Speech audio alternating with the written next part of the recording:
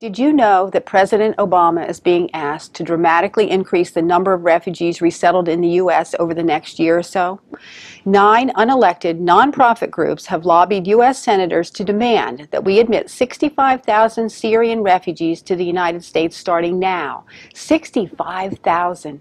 14 senators have responded to the nonprofit's lobbying effort. Our entire resettlement plan for this year is 70,000 from the whole world. Among those we're already admitting are 20,000 Iraqis and 8,000 to 9,000 Somalis, along with many others from Muslim countries around the world, including Afghanistan, Bangladesh, and Uzbekistan. Imagine adding 65,000 Syrians. So who are the 9 nonprofit groups? They are all contractors of the U.S. State Department, and all are being paid to distribute the refugees to 190 plus towns in 49 states. The whole distribution process is wrapped in secrecy. 65,000 is an astronomical number. Are they being screened for security? Could ISIS terrorists be hiding among them? Where will they work? And surely, even if they aren't Islamic supremacists, since refugees are given all forms of social services upon arrival, they will swell our welfare rolls even further. So where did they get the number 65,000? The United Nations picks our refugees and has been telling the world that they want 130,000 Syrians admitted to Western countries this year. They say that since the U.S. traditionally takes in 1/2 of all refugees resettled in the world, that our half is 65,000. The UN High Commissioner for Refugees, Antonio Guterres, already has placed 11,000 in a pipeline to America. If you're wondering if they might be the truly persecuted Christian Syrians, they are not. My research of government databases reveals only 43 of the original 843 we have resettled to date are Christians.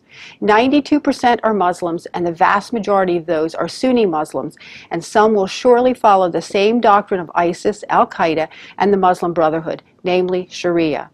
In February, Michael Steinbach, Assistant Director of the Counterterrorism Division of the FBI, testified in the House Homeland Security Committee that they could not thoroughly screen Syrian refugees living in UN camps in Jordan, Turkey, and Lebanon because there are no records available.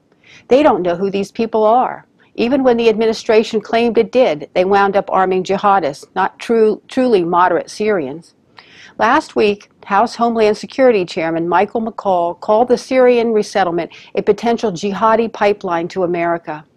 None of that information, or lack of information, has stopped 14 Democratic senators from sending a letter to the White House asking President Obama to make an emergency declaration, saying it is our moral, legal, and national security imperative to lead by example, to bring in 65,000 not properly screened Syrians.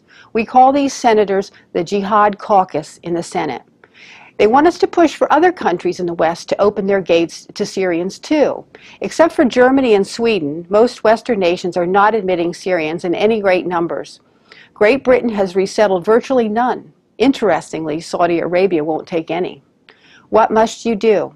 Call your elected officials in Washington and voice your concern about this outrageous demand by the United Nations and the Senate's Jihad Caucus led by Senator Dick Durbin of Illinois.